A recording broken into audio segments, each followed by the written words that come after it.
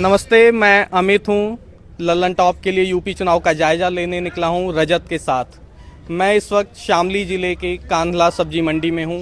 हमारे साथ हैं खुर्शीद अहमद, हाजी जमील और यहाँ के कई कारोबारी। वो हमें बताएंगे यहाँ के काम के बारे में, यहाँ की नोटबंदी के असर के बारे में।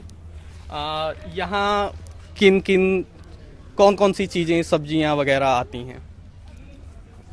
देखिए, सब्जियां तो करीब करीब सभी आती हैं, मगर कुछ सब्जियां यहाँ पैदा होती हैं, कुछ सब्जियां दिल्ली आज़ादपुर मंडी से मंगाई जाती हैं। अच्छा, यहाँ आज़ादपुर से भी आती हैं। कौन सी सब्जियाँ आज़ादपुर से आती हैं? जैसे टमाटर है आज़ादपुर से आता है जी। जैसे लहसुन है आज़ादपुर से आता है, जैसे प्याज है आज़ादपुर से आती है, कुछ सूखी सब्जियां आज़ादपुर से आती है। यहाँ से कौन सी सब्जियाँ आप लोग बाहर भेजते हैं? यहाँ से बाहर कोई सब्जी नहीं जाती, न सब्जी की इतनी ज़्यादा पैदावार है, और इस साल तो बिल्कुल नहीं है। नोटबंदी की वजह से जब सब्जी की बुआई चल रही थी उस टाइम किसान के पास पैसा नहीं था, जिसका असर मंडी में आज दिखाई दिया है, अब दिखाई दिया है। अगर उस टाइम किसान के पास पैसा होता तो वो सब्जियों की बुआई करता। वो सब्जियां उस टाइम की बोई हुई अब मंडी में आती है। पहले कितना माल आता था और अब कितना माल आता है, कुछ इसका अंदाजा? इसका अंदाजा है कि पहले के मुकाबले अब जो है माल 30% है, और पहले माल जो है 100% के मुकाबले अब 70% माल कम है नोटबंदी की वजह से। सब्जियों के रेट पर भी क्या इसका असर हुआ है? पहले क्या रेट रहता था, अभी क्या है? सब्जियां 30% सब्जी आने के बावजूद भी गोभी यहाँ 1.5 रुपये किलो, 2 रुपये किलो है, प्याज 6-7 रुपये किलो है, टमाटर 5-6 रुपये किलो है। अभी बहुत मंदा है, जो भी नोटबंदी की वजह है। आम आदमी के पास पैसा नहीं है, जो गरीब लोग हैं उनके पास पैसा नहीं है, वो बैंकों में पैसा जमा हो गया। आज तक पूरा पैसा बैंकों से मिल नहीं रहा। जिनके बच्चों की शादियाँ थी वे पीछे चली गई, जो साय का सीजन था वो खत्म हो गया। खुर्शीद बता रहे हैं कि यहाँ गोभी 1-1.5 रुपए किलो बिक रही है। आप लोग जो भी सुन रहे हो वो अंदाज़ा लगा सकते हैं वहाँ पर आप कितने में खरीद रहे हैं। और गोभी 1-1.5 रुपए किलो अगर बिक रही है, किसान उसको कितने में उगा कर क्या बेचकर और उसे क्या मिल रहा होगा। यहाँ के चुनाव के बारे में कुछ बताइए। चुनाव के बारे में हम आपसे बताएंगे। यहाँ पहले विधायक थे पंकज मलिक जी, वो कांग्रेस के, वो जनता से जुड़ नहीं पाए ठीक तरह से। अब की बार समाजवादी का कांग्रेस का गठबंधन हुआ, सीट कांग्रेस के खाते में चली गई। यहाँ से कैंडिडेट कांग्रेस के बनाए गए। समाजवादी और कांग्रेस के जो गठबंधन के प्रत्याशी हैं पंकज मलिक जी हैं, वो जनता से जुड़ नहीं पाए। मोमडन वोट वैसे भी जाट के खिलाफ है, जाट प्रत्याशी के खिलाफ है, और पंकज मलिक जी के तो खिलाफ मैं तो मानता हूं कि यहाँ बहुत कम वोट पंकज मलिक जी को मिलेंगी। वो जनता से जुड़ नहीं पाए। जो सपा की वोट हैं वो बिखर के चली जाएंगी, कुछ बसपा पे चली जाएंगी और कुछ मनीष चौहान को चली जाएंगी। अगर ये गठबंधन न होता और सपा अपना अलग कैंडिडेट उतारती तो क्या होता?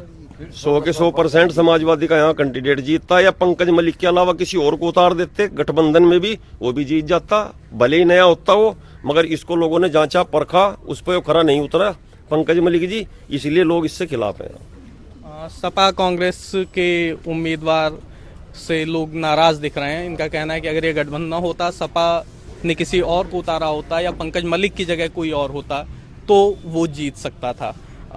यहाँ दिल्ली तक या बाहर भी जो भी खबरें पहुँचती हैं यहाँ की पिछले कुछ महीनों में, वो बड़ी अच्छी खबरें नहीं पहुँची हैं। इसके बारे में क्या आप लोग ज़्यादा बता पाएंगे कि कैसे अच्छी कैसी नहीं पहुंची? नहीं, मतलब यही कि यहाँ दंगे हुए हैं और इस तरह की चीज़ें। दंगे से यहाँ बहुत लोग प्रभावित हैं। यहाँ की जनता, जो यहाँ के मूल निवासी हैं कांधला के, वो भी प्रभावित हैं। जो लोग बाहर से यहाँ पलायन करके आए मुसलमान, कितने हजारों परिवार मुसलमान यहाँ पलायन करके आए, उनका किसी ने मुद्दा आज तक उठाया नहीं। जो 2-4 लोग यहाँ से कारोबार की तलाश में बाहर चले गए हिंदू भाई, उनका लोगों ने पलायन का, बीजेपी वालों ने पलायन का मुद्दा उठाया। ये गलत बात है। जो यहाँ से लोग गए वो अपने बिजनेस के, अपने कारोबार के चक्कर में गए। शिक्षा की प्रभाव, यहाँ शिक्षा कम है इसलिए बाहर चले गए अच्छी शिक्षा पढ़ने के लिए। जो यहाँ से मुसलमान भाई पलायन करके आए बहुत लोग, वो झगड़े की वजह से आए। यहाँ हिंदू मुस्लिम का झगड़ा नहीं हुआ, यहाँ जाट मुस्लिम का झगड़ा हुआ। इसीलिए यहाँ से मुसलमान जो वोटर है वो जाट प्रत्याशी के खिलाफ है।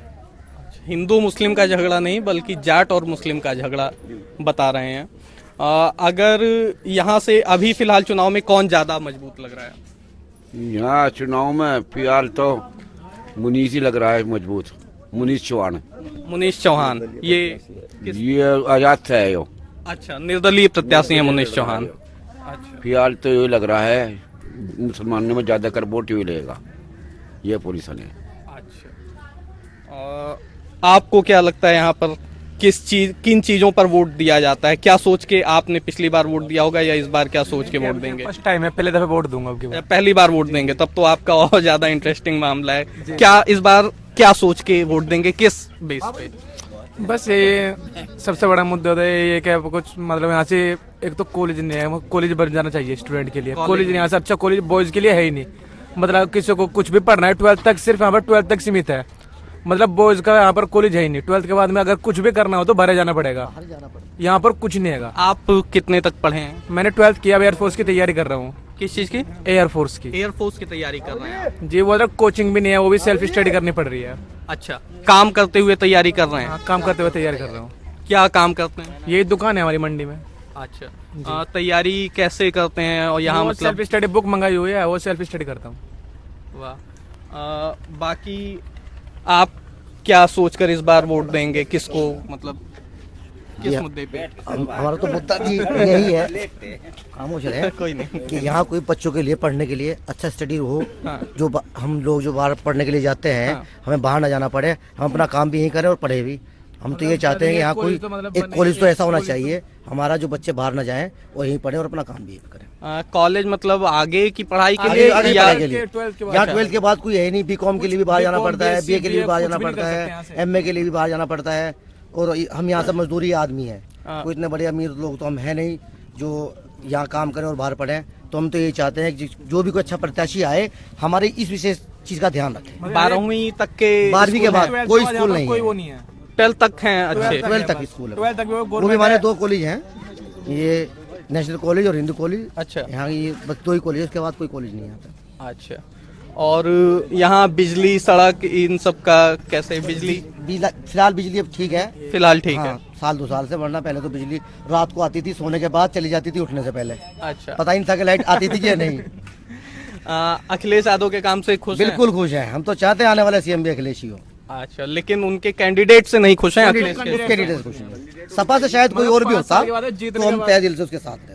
अच्छा, मायावती पर? उनका हम तो जानते नहीं मायावती कौन है।